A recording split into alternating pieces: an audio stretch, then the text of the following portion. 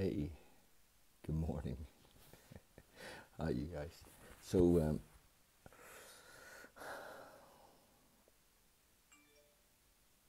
I get to do this. I guess I choose to do this. I feel drawn to do this every morning. And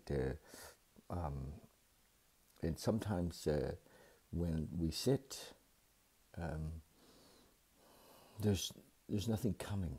It's like, oh, what, and and that's the feeling this morning. Hi, you guys. Hi, JR. This morning is like I've been sitting for the last maybe 10 or 15 minutes because it isn't something I think about. It just comes. And this morning, very little has come. A small hint of something. I'll follow the trail and see what happens. Why is it that some of us, why is it that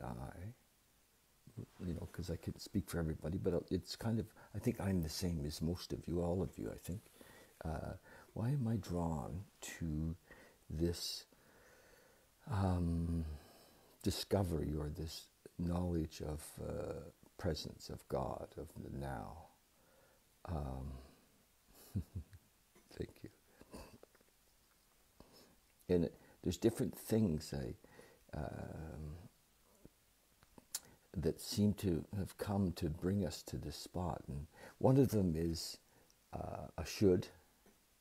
I think some of my life there's been, you should have this connection. You should, So maybe it was Christian guilt that seemed to drive me a little bit. Not very powerful, but yes. And then after a lot of my life, I've been driven to this spiritual connection. I don't even want to call it a connection because it's more of a realization than a connection by necessity, by absolute necessity, because my life was just such a struggle, so upside down in my mind. Of course, nobody can see the struggle in people's lives, but but in my mind it was just a huge struggle, and so it was out of necessity. It was like I, even in sobriety, had burned the house down a number of times trying to run the show, and I realized that I couldn't trust my mind, and I had to find this oneness, this stillness, this connection.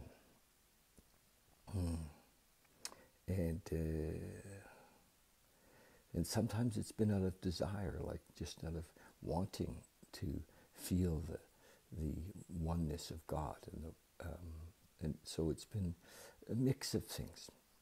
But last night, I had dinner with my brother and his wife, and we spoke of grace.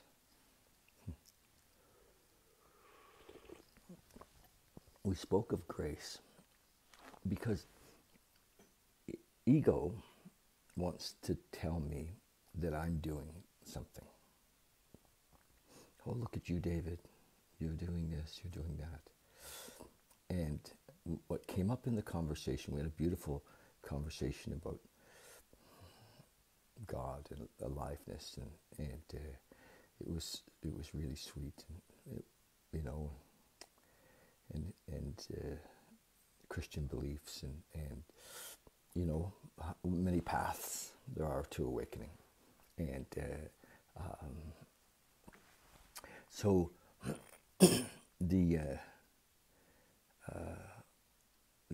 what came, because I really get that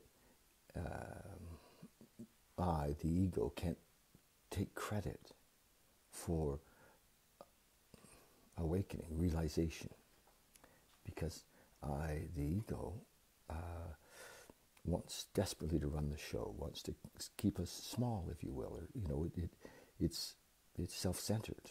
It's not expanded. It's not, and so what was it then? certainly wasn't like I said I should, you know, and it might have been somewhat out of, maybe a little bit out of I should, a little bit out of necessity, a little bit out of wanting this experience of oneness.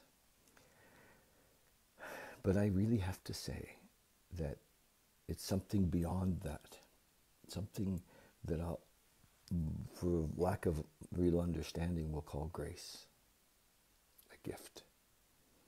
And my friend Paul Lowe used to say, you can't find it by looking for it, but you won't find it if you don't look for it.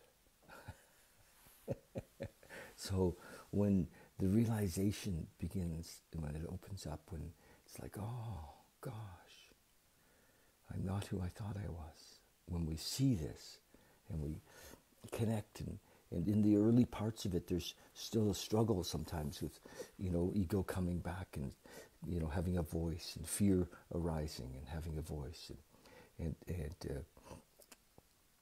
you know, and we see the separation. We see, oh my gosh, I can't trust my thinking.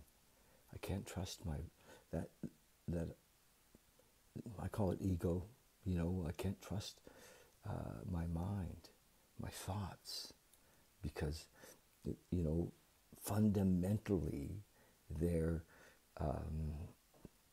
fear-based, or they're ego, they're not good enough based, or they're not, you know, they tell us a story of separation, a story of fear. So that realization, I can't take credit for. I really don't believe I can take credit for. I can't.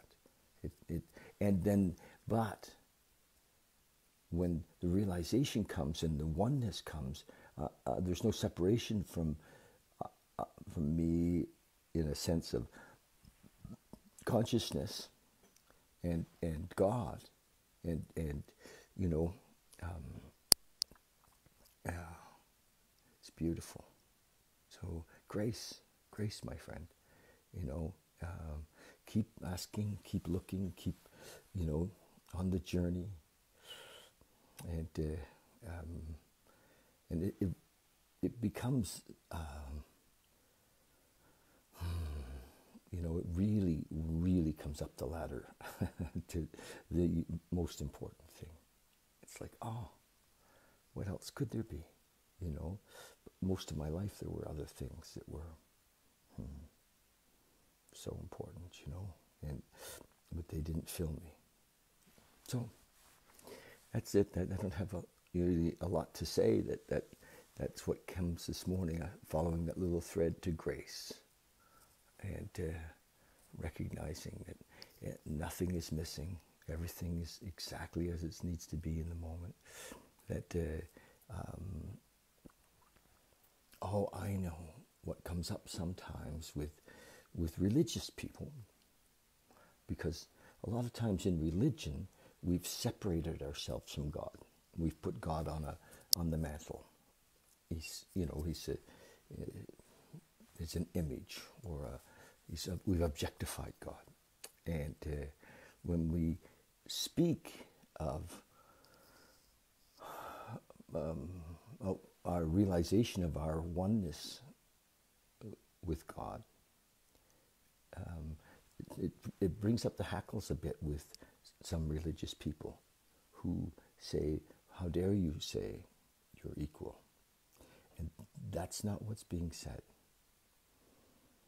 And I had to listen to, actually Muji shared this the other day, and I was like, of course, not equal. There is no I that's separate and equal. The I disappears. It becomes the one. So we're not separate from God. We are one with God. We are one with the moment. We're one with the now. And it's the I, the separate I, that gives us the trouble. So recognize that we are one. Sit and feel that we are one. I am. Yes. So feel the I am. I know. pretty deep this morning, don't you think? So anyway, this whole thing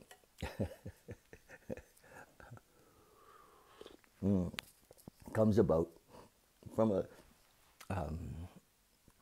what I think is a part of this whole thing is to live a life of service, and we don't even have to think about service or who we're going to serve, because it just, people appear, they really do, and life provides us with all the opportunities, because we're not living life, we are life. We are life.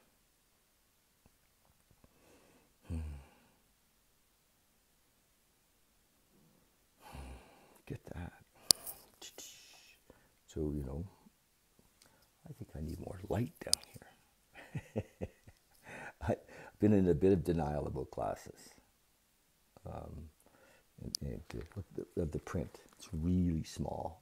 But I've been in a bit of denial about glasses. But here we go. I'll do this the best I can. Hi, Deb. Nice to see everybody this morning. Good morning. What a beautiful, beautiful Saturday. It says, this is from this little book called the 24-Hour Day Book that we've been reading. And, it just, often there's many little reminders in here of who we are. Who we are in the oneness, who we are in the completeness, who we are in the stillness, that we're not the separate being struggling to get our way. We're not the separate being struggling to get our way. Okay. Continuing, it says, the consideration of the term spiritual experience. This is September 26th, thought for the day. The acquiring of an immediate and overwhelming God consciousness, resulting in a dramatic transformation through frequent, though frequent, it says, okay, so he's saying the acquiring of an immediate and overwhelming God consciousness, resulting in a dramatic transformation, though frequent, is by no means the rule. So in the whole design of the 12 steps is to this awakening that I'm speaking of. The whole design, it's period. Full stop. And so it comes quickly for some. It comes quickly for some. Though frequent is not by no means the rule. Most of our spiritual experiences are of the educational variety, and they develop slowly over a period of time. Oh my God. Slowly over a period of time. I get that. But it doesn't matter, because now I look back and I see that everything was necessary. Everything. Nothing wasn't necessary to bust the old ego of David. And so enjoy the journey. We're all going to get there.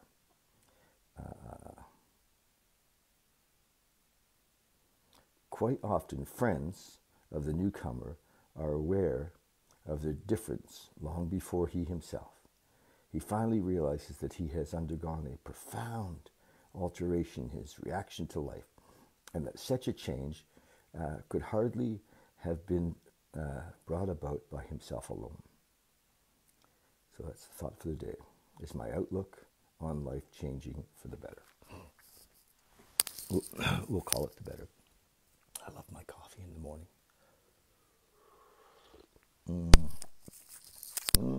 Maybe a little too much honey this morning. There we go. Meditation for the day. Look, it says, look at the world as your Father's house. Yes, that's it. We're living in that's it. He's speaking in code. It's not we're living in a house. This is it. I love Bill Wilson says, and we agnostics, God is either everything or he's nothing. What is the choice to be? Is there anywhere where God's not? Tell me where God's not. So that idea, if God is everything, then we're in it. This is it. We're it. It's interesting that here we are in this consciousness, in form, and able to discern, able to become aware of the fact that we are. It's pretty cool. It's pretty exciting.